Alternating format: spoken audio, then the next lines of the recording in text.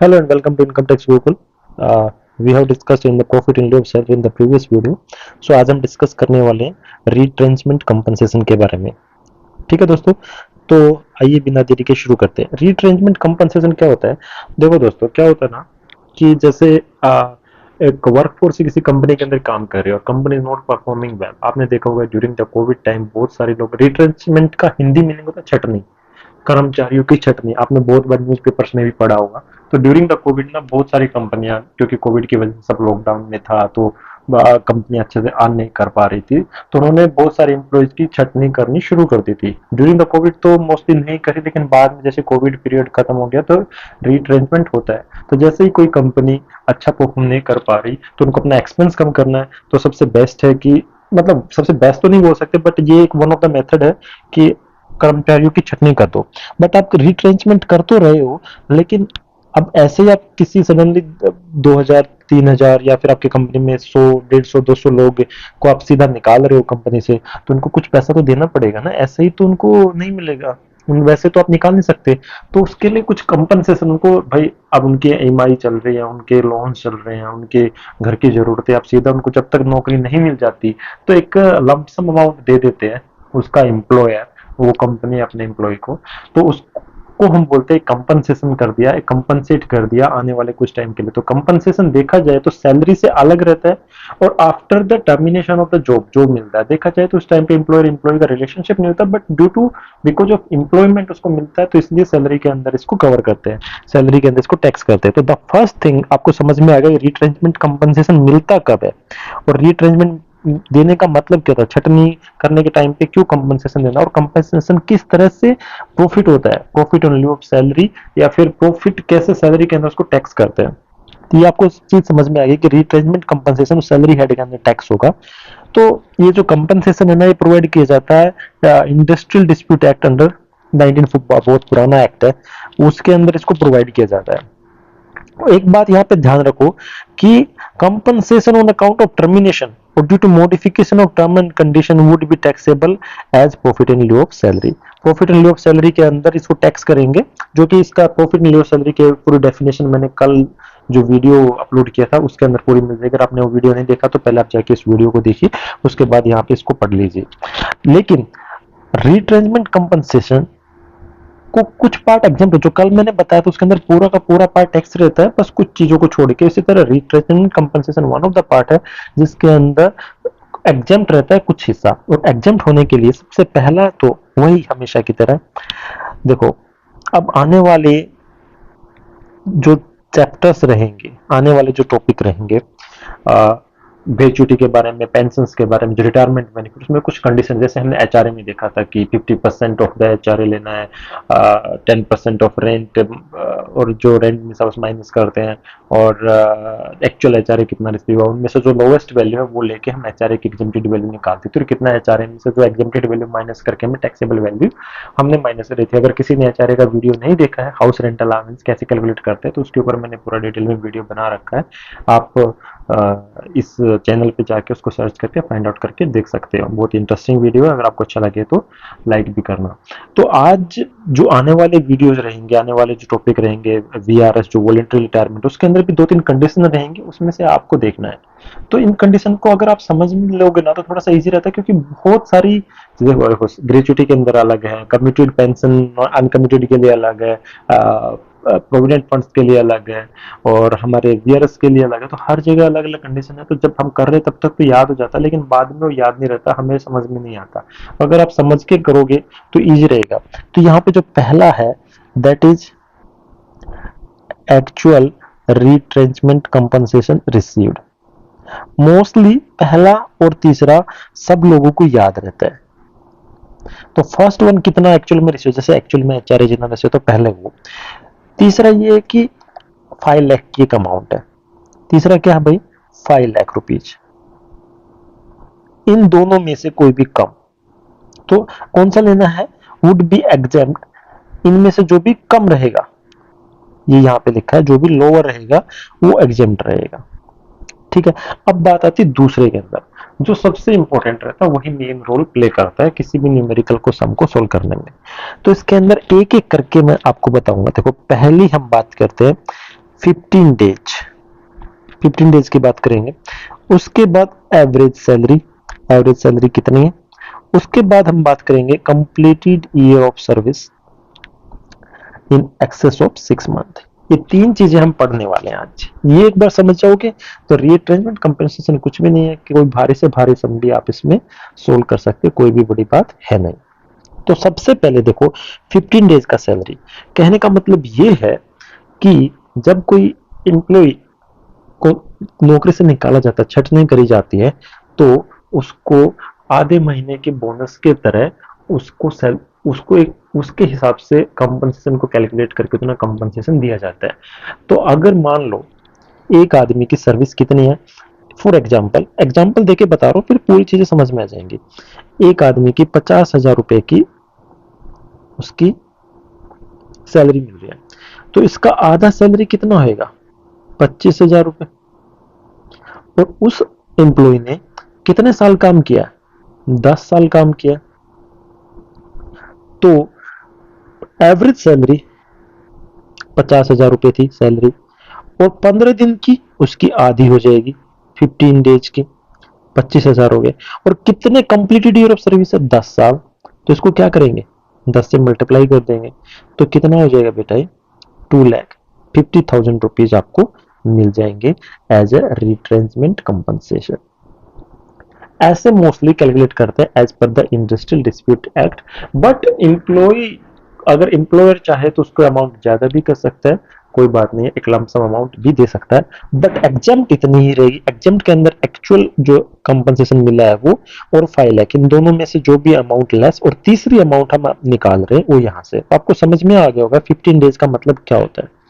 But यहाँ पे 15 days का अगर मतलब निकालना है तो 15 बाई कितना आना चाहिए, अगर महीने में कन्वर्ट करेंगे तो उसको, तो 30 आना चाहिए। 15/30 इंटू एवरेज पे कितने है, 3 महीने की एवरेज पे ऑफ 3 मंथ्स, ठीक है, इंटू में कंप्लीटेड ईयर, किसने कितने ईयर उसने कंप्लीट किए इन सर्विस में, इन एक्सेस ऑफ 6 मंथ। तो पहले हम बात करेंगे 15 डेज। तो यहाँ पे आपने देखा कि 15/30 कर दिया, मतलब एक आधा, मतलब सैलरी का कितना कर दिया, आधा कर दिया। लेकिन आपको तो पता ही है हमारा ये इंडिया है, यहाँ पे सुप्रीम कोर्ट में जाएगा तो यहाँ पे सुप्रीम कोर्ट ने बोला कि 15, क्योंकि 4 दिन तो सैलरी मिलती, 4 दिन तो उसका वैसे भी ऑफ ही रहता है, 4 संडे तो आते ही रहते हैं। तो 30 की बजाय अमाउंट लेने हैं 26। तो पहली चीज आपको समझ में आ गई कि 15/26 का मतलब क्या होता है। 15/30 अगर डिनोमिनेटर ज्यादा होता, बड़ा होता, तो डिनोमिनेटर ज्यादा होने की वजह से, बड़ा होने की वजह से अमाउंट आती कम। लेकिन अब डिनोमिनेटर 26 करके 30 से छोटा कर दिया, तो इसलिए अमाउंट आ रही है ज्यादा। तो हमेशा लेबर के पक्ष में सुप्रीम कोर्ट डिसीजन देता है। तो इंडस्ट्रियल डिस्प्यूट एक्ट के थ्रू ये बोला गया कि 15/26 ही आएगा, ना कि 15/30। उसके बाद 15/26 तो समझ में आ गया। फिर उसके बाद एवरेज पे ऑफ 3 मंथ्स, मान लो 18 दिसंबर 2022 को उसकी नौकरी से निकाल दिया, छटनी कर दी, ठीक है। तो उसको मिल रहे थे उस टाइम पे 20,000 रुपए, ठीक है। अब 3 महीने का एवरेज लेना है, तो 3 महीने का एवरेज यहाँ पे नवंबर, उससे पहले अक्टूबर, उससे पहले सितंबर, इन 3 महीने का एवरेज लेते हैं, ना कि दिसंबर वाले में। तो 3 कैलेंडर मंथ लेने हैं, जो जिस महीने में आपने रिटायर किया या रिट्रेंच किया, जिस महीने में नौकरी से टर्मिनेट किया, उस महीने से ठीक पहले वाले 3 महीने का वैल्यू लेना है और उनका एवरेज करना है। अगर इसमें भी उसकी सैलरी कितनी थी, 20,000, इसमें भी कितनी थी, 20,000, इसमें भी कितनी थी, 20,000, तो एवरेज कितना आएगा, 20,000 ही आएगा, कोई बात ही नहीं है। और अगर यहाँ पे सैलरी में डिफरेंस होता तो एवरेज की वैल्यू चेंज हो जाती। तो यह बात समझ में आ गई कि 3 कैलेंडर मंथ की सैलरी लेनी है, ना कि ये ऐसे नहीं सकते कि 18 नवंबर से 18 दिसंबर, 18 अक्टूबर से 18 नवंबर, 18 सितंबर से 18 अक्टूबर, ऐसे नहीं ले सकते। तो इसके लिए पूरा आपको 3 महीने की सैलरी, जो कैलेंडर मंथ की सैलरी लेनी है, ठीक है, ये आपको समझ में आएगा। फिर उसके बाद करते हैं कंप्लीट ईयर। अब किसी आदमी ने मान लो कि 10 साल और 7 महीने नौकरी करी, तब उसके कितने साल कंप्लीट माने जाएंगे? तो अगर 6 महीने से एक दिन भी ऊपर है तो उसको नेक्स्ट ईयर कैलकुलेट कर लिया जाएगा, तो टोटल ईयर्स कितने हो जाएंगे? 11 ईयर्स सैलरी मानी जाएगी। तो यहाँ पे कंप्लीटेड ईयर्स की वैल्यू कितनी आ जाएगी? 11 ईयर्स। और अगर 7 महीने की बजाय उसने 5 महीने ही करा, 10 साल 5 महीने, तो कितना आ जाएगा? 10 ईयर्स को मान लेंगे। और किसी भाई साहब ने पूरा 6 महीने करा है, पूरा 6 महीने, 6 महीने से एक दिन भी ऊपर एक दिन भी नीचे नहीं, तो उस टाइम पे भी इसकी वैल्यू कितनी आएगी? 10 ईयर्स। कंप्लीटेड ईयर्स की वैल्यू कितनी आएगी? 10 ईयर्स। होप करता हूँ ये सारी चीज आपको समझ में आ गई होगी। तो अब 3 कंडीशन होगी, पहली एक्चुअल में कितना मिला उसको, दूसरा कितना जो 15/26 इंटू 3 महीने की एवरेज सैलरी, वो महीने भी कैलेंडर मंथ होने चाहिए, कैलेंडर मंथ के लेने, ना कि इन बिटवीन द पीरियड। और कंप्लीटेड ईयर्स की सर्विस, और वो अगर 6 महीने से ज्यादा काम कर रहा है किसी साल में तो पूरा का पूरा साल लेना है, और 6 महीने उससे कम काम किया तो जितने पहले साल हुए थे उतने ही लेने, इसमें इंक्रीज नहीं करना है। होप करता हूँ आपको समझ में आ गया होगा। इससे क्या रहेगा ना, आपको एक एक्सप्लेनेशन मिल गई तो इजी रहता है याद करने के लिए, और आगे आने वाले में ऐसे ही तरह के सब फॉर्मूले रहेंगे तो सब आपको याद करना थोड़ा सा मुश्किल नहीं होगा, इजी हो जाएगा, बट प्रैक्टिस करने से ही सब कुछ होगा। तो ये बात तो कंफर्म हो गई कि एक्चुअल में कितना एचआरए मिल, सॉरी एचआरए याद आ रहा कि किसी की कंडीशन की तरह है, एक्चुअल में कितना रिट्रेंचमेंट कंपनसेशन मिला था, और 5 लाख, इससे तो ज्यादा हो नहीं सकता। इन तीनों के अंदर जो भी अमाउंट कम आएगी वही आंसर आएगा। अब नोट्स देख लेते हैं। जो अबोव लिमिट है वो एप्लीकेबल नहीं रहेगी उन केसेस में जो रिट्रेंचमेंट किया है वो सेंट्रल गवर्नमेंट द्वारा स्पेशल प्रोटेक्शन प्रोवाइड किया गया है। तो ठीक है, चलो ठीक है। अब एवरेज पे का जो मतलब मैंने तुझे आप लोगों को पहले से समझा दिया है, तो एवरेज पे का मतलब average of payable to workman in case of monthly paid workman.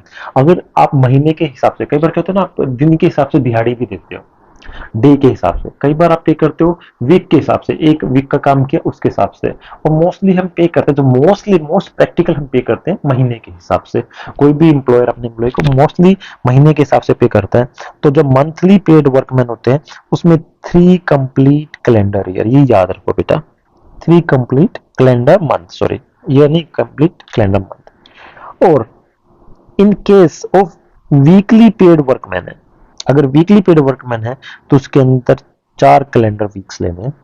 अगर किसी को डेली पे किया जाता है, दिहाड़ी की तरह पे करते हैं ना, डेली डेली अगर किसी वर्कमैन को पे किया जाता है तो उसमें 12 वर्किंग डेज लेने हैं पूरे, और उनका एवरेज निकालना है।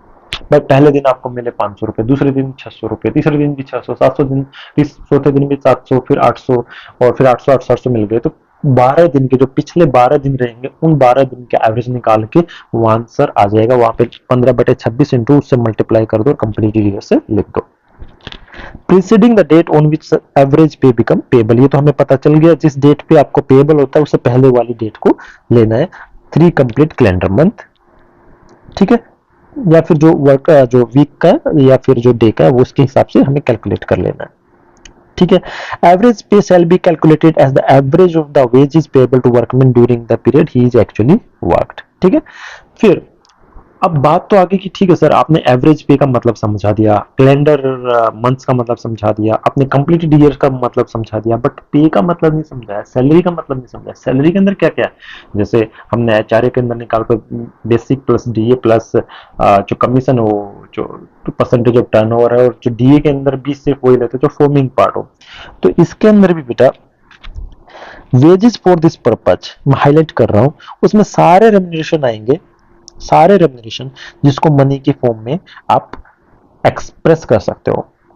और if term of employment express और इम्प्लाइड, जो भी अगर मनी के फॉर्म में जो भी रेम्युनरेशन मिला है किसी भी नाम से अगर आप दो तो उसको इसके अंदर इंक्लूड करेंगे, यानी कि बेसिक तो इंक्लूड करनी ही करनी है, ठीक है। फिर उसके अलावा सच अलाउंसेस इंक्लूडिंग डीए, डीए भी मिलेगा, अलाउंस भी मिलेंगे। मतलब अलाउंस आएगा तो पहला तो देखा जाए अगर हम लिखें इसको तो बेसिक, फिर उसके बाद अलाउंस, ठीक है, बेसिक हो गया, अलाउंस हो गया। उसके बाद value of any house accommodation, supply of light water medical attendant और अदर एमिनिटीज और any other service for concessional supply of food grain, तो मतलब ये क्या है, परक्यूजिट, तो परक्यूजिट भी आ गया।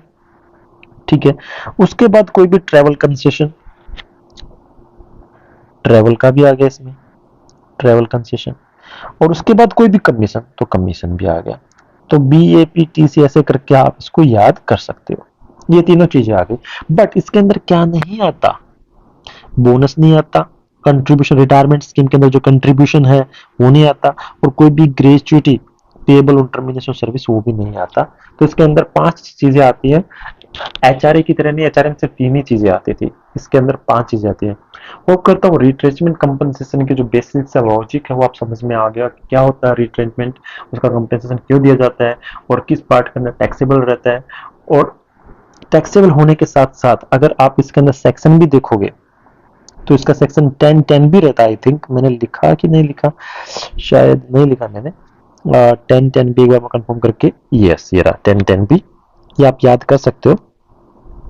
10 बी के अंदर एग्जेम्प्ट रहता है, और एग्जेम्प्ट अमाउंट कितनी रहती है, वो तीनों में से जो भी लोअर रहेगा, जो तीनों फैक्टर बताए उसके अंदर पहला फैक्टर तो ये था 15/26 करना है, 15/30 नहीं करना। ठीक है, हाफ मंथ का बोनस की तरह अगर आप दे रहे हो, हाफ मंथ की सैलरी की तरह आप दे रहे हो, तो 15/26, और एवरेज पे 3 मंथ का लेना, और 3 मंथ में भी 3 कैलेंडर मंथ लेने हैं।